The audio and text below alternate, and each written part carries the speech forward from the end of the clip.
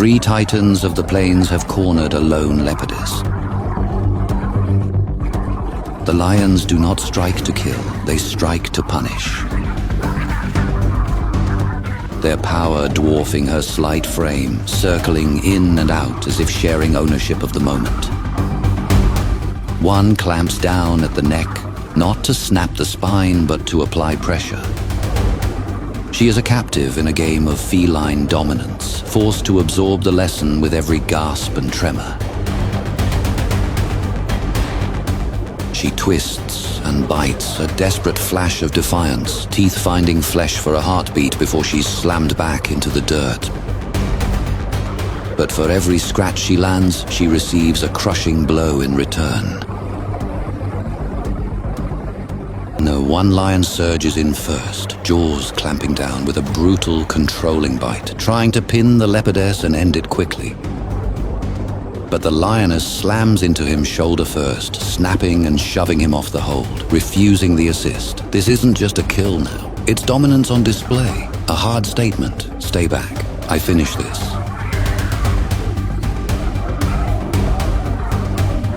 Her limbs scrabble for traction, claws carving lines that lead nowhere while their grip tightens and shifts, never allowing her to regain balance. The leopardess is reduced to a living toy between them. Tossed, pinned, released. They could end it at any moment, but they don't. Instead, they humiliate her with lazy, warming-up violence, showing power for the sake of showing it.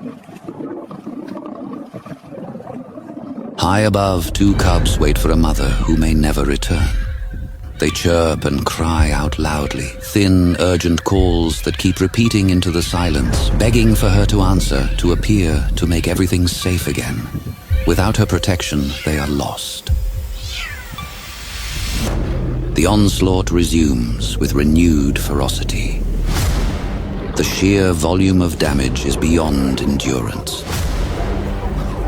The lion's play has turned murderous.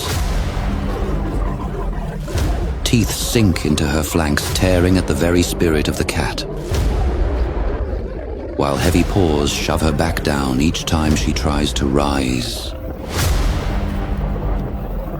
A leopard is a master of the shadows. But here, in the open, power is the only currency. And she is bankrupt. Her movements grow sluggish, the light fading from her amber eyes, breath coming in short, ragged pulls. The 3-on-1 assault has finally broken her. The mother can fight no more. Exhaustion and agony have claimed their prize. She collapses, the world narrowing to a dull, distant roar. She lies crumpled in the dust, limbs splayed wrong, too heavy to gather beneath her. Her breathing is loud and ragged. Each exhale is weaker than the last, a fading rhythm after the fury of 3 lions. Their cruel work finished. The leopardess is now still, leaving her cubs unprotected. The giants have arrived at the base of the lone acacia. A predatory shadow stretches across the roots.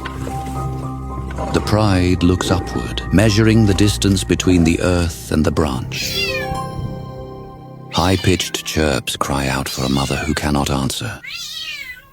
Massive paws strike the trunk. They heave their bulk against the base, hoping to rattle the prize from the sky. The first male loses interest and abandons the tree. The second male shoves the trunk once, gives up fast, and leaves the lioness waiting alone. Patient and unblinking as the minutes stretch and the balance above starts to change.